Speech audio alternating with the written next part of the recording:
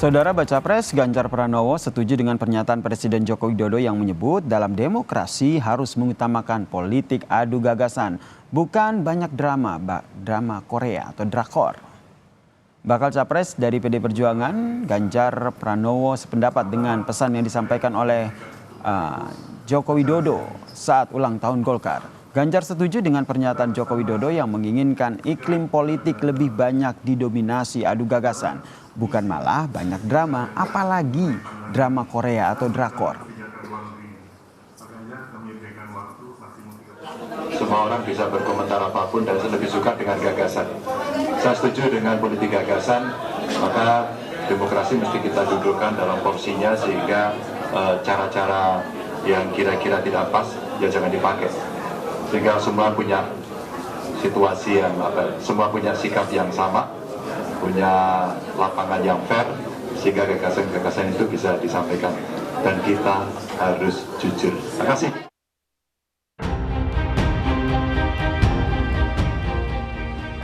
Terlalu banyak dramanya, terlalu banyak drakornya, terlalu banyak sinetronnya. Seperti drama Korea dan sinetron. Ya, ini yang disampaikan Presiden Joko Widodo saat menyinggung kondisi politik tanah air menjelang pemilu 2024. Padahal menurut Jokowi, pertarungan Pilpres harus diisi dengan gagasan dan ide, bukan adu perasaan. Karena saya melihat akhir-akhir ini yang kita lihat adalah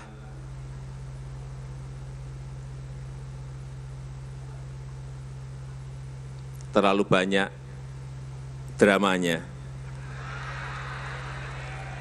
terlalu banyak drakornya, terlalu banyak sinetronnya. Sinetron yang kita lihat. Mestinya kan pertarungan gagasan. Mestinya pertarungan ide, bukan pertarungan perasaan.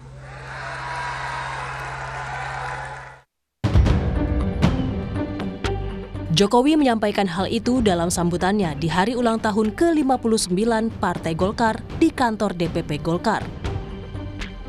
Partai berlogo pohon beringin inilah yang pertama kalinya mengusung putra sulung Jokowi, Gibran Rakabuming Raka, untuk jadi Cawapres Prabowo Subianto. Padahal saat itu, Gibran masih tercatat sebagai kader PDIP. Hingga saat ini pun status keanggotaan Gibran di PDIP masih jadi tanda tanya.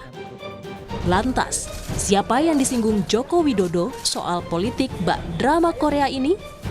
Tim Liputan, Kompas TV.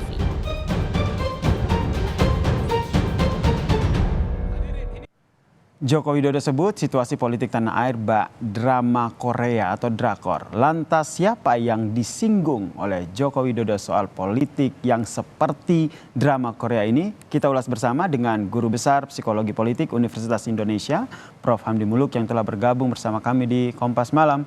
Salam sehat, Prof. Salam sehat, Yasir. Jadi menurut Prof, siapa ini yang disindir terkait dengan politik tanah air bak drama? Saya kira ini lebih baik direfleksi buat kita semua lah. Bahwa saya bukannya pesimis ya, berharap misalnya bahwa politik yang bukan dramaturgi itu berarti kan sebenarnya substansinya nggak begitu penting gitu loh. Justru drama gitu, sensasi apapun namanya, pagelaran dramaturgik lah. Ada yang saling menangis, ada yang saling serang menyerang, dan pokoknya sebuah tontonan lah begitu kira-kira, itu lebih penting dari substansinya. Nah, kenapa begitu? Saya kira jawabannya simpel.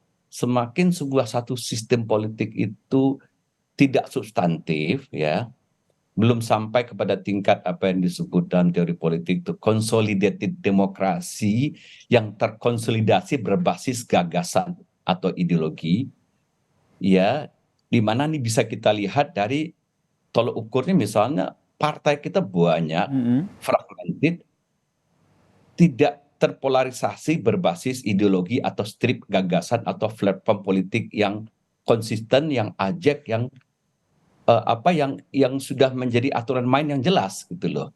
Nah, jadi kalau misalnya kita berandai-andai, kita partainya 3 dan terkonsolidasi berdasarkan garis ideologi, garis gagasan jelas. Dengan sendirinya apa yang diminta Pak Presiden itu muncul. Ayo dong adu gagasan. Nah, dalam sistem politik yang fragmented itu, yang menonjol akhirnya orang atau aktor. Nah, orang atau aktor supaya menarik perhatian, dia akan main drama. Oke, jadi Ya, menurut jadi Prof, berharap misalnya politik atau substantif itu agak jauh panggang dari api sebelum sistem ini nggak kita benarin. Jadi kalau sistem itu nggak kuat, orang yang menonjol, figur yang menonjol, figur akan main drama. Nah, makin banyak aktor itu, ya, aktor tersebar, misalnya aktor politik ada 20 orang, misalnya dari 20 partai. Nah, itu kemungkinan dia main drama akan besar.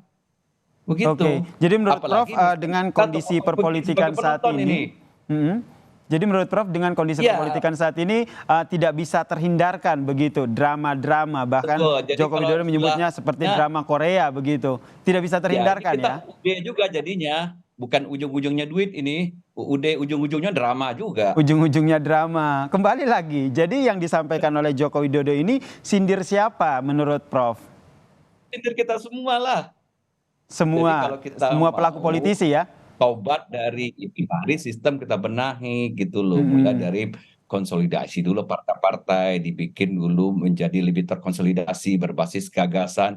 Kalau partai itu scatter, fragmented jadi 15, 16, 18 kekuatan yang tercerai-berai berdasar tidak jelas garis ideologinya, tidak jelas juga tidak juga jelas pengelolaannya, partai tidak profesional, dan seluruh keluhan-keluhan kita terhadap ada oligarki lah, tidak ada meritokrasi, semua akan bermain drama. Ujung-ujungnya drama.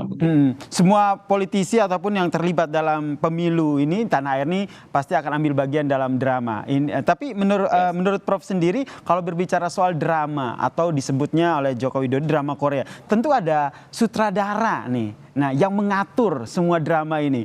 Menurut Prof Hamdi sendiri, adakah orang yang memang yang terlibat di belakang layar sehingga drama politik ini akan terus terjadi di Pilpres kita ini?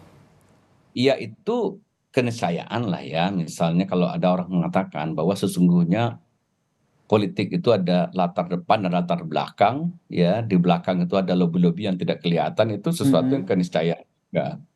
Tapi maksud saya begini, di tengah sistem yang begini, ya kadang-kadang agak lucu juga orang tuding-menuding, oh si aktornya si ini, sutradara besarnya si ini. Jadi saling tuding, padahal dia sutradara juga merangkap pengarah gaya, mungkin merangkap aktor juga, merangkap komentator juga. Ya saling tuding menuding aja begitu.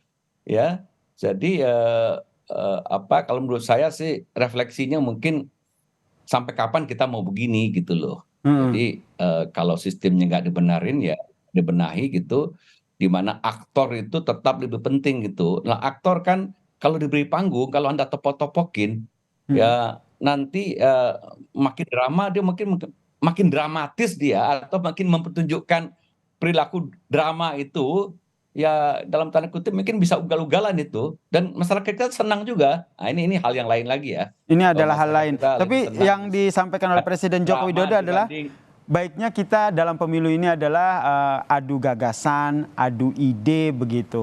Nah, apakah ini akan terrealisasi di tengah drama-drama politik yang tadi kita bahas?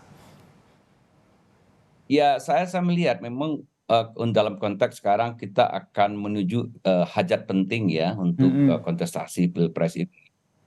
Mungkin ya sebisa mungkin walaupun itu nggak janji gitu, drama-drama itu nggak akan muncul gitu, karena mungkin aktor-aktor politik punya kepentingan untuk menghidupkan drama itu. Mungkin sebagian untuk menarik perhatian masyarakat gitu ya, di tengah misalnya gagasannya juga tidak terlalu kuat misalnya. Tapi kita sebagai masyarakat sipil yang rindu melihat bahwa negara ini makin lama makin bagus kualitas demokrasinya, ajakan Presiden tadi ya kita harus dorong bahwa kalau kita bisa teriakin gitu aktor-aktor politik, udahlah kalian nggak usah saling tuding menuding siapa sutradara, siapa aktor, semua saling merangkap kok, semua tuding menuding ini juga aktor kok, ini sutradara juga kok. Lebih baik kita sekarang fokus, misalkan sudah ada 3 pasangan, ya sudah kemukakanlah gagasannya, mau dibawa kemana negara ini gitu loh ya. Kan sekarang apapun mungkin Indonesia ini ya, memang ada kecenderungan mau didramatisir semua. Ya, Oke. terakhir mungkin soal MK ya. Nah hari ini kan kita Nah ini udah menurut Anda bagian dari drama juga yang selesai lah. disinggung oleh Presiden Joko Widodo ya? Iya, iya.